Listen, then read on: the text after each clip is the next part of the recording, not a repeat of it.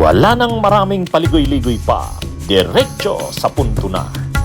Maiksi lang ang komentaryo, pero diretso sa punto. Maraming kuro-kuro, may tiwali, may totoo. Dito, sa puntong diretso tayo. Punto, diretso. Medyo nagre-react na si Senador Ping Lacson. Sabi ni Senador Ping Lacson, since time immemorial, when a prominent personality is cited in contempt or faces arrest, they suddenly gets sick and needs to be hospitalized. O yun. Ngayon yun na. Sabi yan ni Senador Ping Lacson ngayong araw. Parang sabi ni Senador Ping Lacson, may pattern. May pattern na nangyayari. Kapag sinasite ka in contempt, anong nangyayari? Nagkakasakit, nahuhospitalized. O kaya, pag may warrant of arrest, nagkakasakit din, nahuhospital. Kinwestiyon ni Senator Ping Lacson ang pananatili ni Senator Rodante Marcoleta at dating DPWH Secretary Manuel Bonoan sa PNP General Hospital. Ayon kay Lacson, bakit doon dinala ang dalawa gayong hindi naman sila miyembro ng PNP o kaanak ng isang pulis? Tanong pa niya, sino sasagot sa gastos? Ayon kay Lacson, tila nagiging pattern na raw na kapag may naaarestong opisyal ng gobyerno sa ospital ang kanilang bagsak at hindi sa kulungan. Lininawin daw niya ito sa DILG sa pagtalakay ng pambansang budget sa Senado. Parehong nananatili sina Marcoleta at Bonoan sa PNP General Hospital dahil sa ilang karamdaman. Nauna nang iginiit ng PNP na walang VIP treatment kay Marcoleta. O di ba? Sino ang mahilig sa ganyan? Sino ang mahilig sa ganyan? Na kapag nasasite in contempt, nahuhospital, nagkakasakit, nagkaka-high blood, ay mga pro Duterte. Naalala nyo nung nagkakaroon ng pagdinig, lahat ng staff ni Sara Duterte nagka-high blood. Nung dinidinig yung kaso ni Sara sa Kamara, sa House Committee on Good Government and Public Accountability, pinatawag doon si Zuleika Lopez, pinatawag si Paharda, pinatawag si Acosta, yung mga staff ng DepEd sa kanang OBP, ay di ba kapag tinatanong na ng mga kongresista, isa-isang nag-high blood, tapos kinukuha na ng BP, ano na naman, paupo na naman sa wheelchair, dala na naman sa veterans, di ba? Kaya tama itong si Senador Ping Lacson. Sabi niya, nagiging pattern na kapag sinasite ka in contempt, ay nagkakasakit, nagha-high blood. Kanino yan? Sunod-sunod na nakita natin yan. Yung mga tao ni Sara, si Zuleika Lopez, si Paharda, si Acosta, di ba? Lahat sila nagkaka-high blood pressure. Tapos dinadala sa veterans. Tapos nung ililipat sa correctional si Zuleika Lopez, umiiyak. Nandun si Sara. Di ba?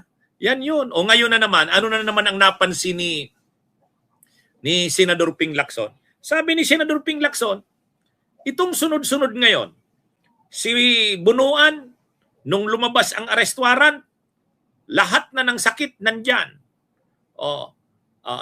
Pero nung uma-attend sa mga pagdinig ng Senado, nung mga pagdinig sa Senado, relax pa noon si Bonoan kasi akala niya hindi siya makakasuhan. Pag tinatanong siya, deny ng deny.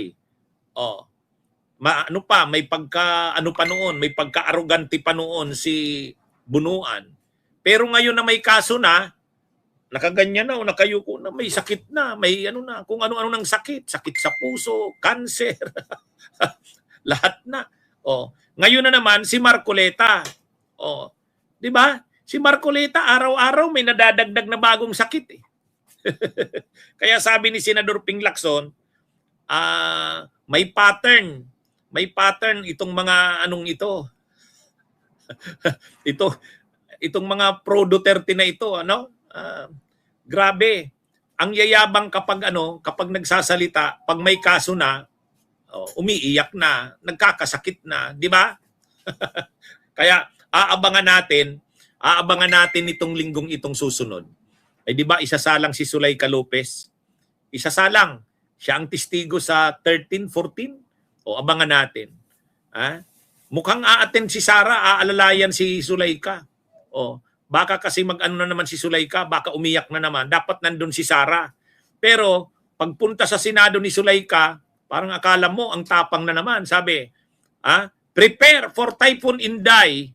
Prepare for Typhoon Inday. Tapos, pag nasasalang siya, umiiyak. Di ba? Oh.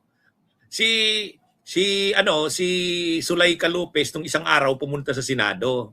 Akala mo na naman matapang.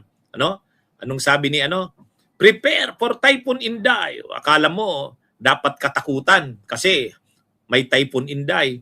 Ang problema kapag sinalang na siya si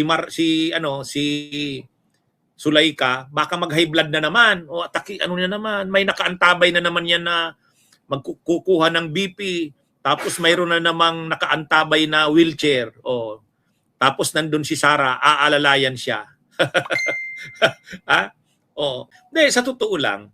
Kaya nga si Senador Ping Lacson medyo nagre-react na. Sabi ni Senador Ping Lacson, ano na yan nagiging pattern na yan Nagiging pattern na. Kapag isasight ka in contempt, kapag may warrant ka, naglalabasan na ang mga sakit. Kaya sa totoo lang, mga kabunyog, sa totoo lang, dito, marami dito sa mga tao ni Sara, talagang maano to.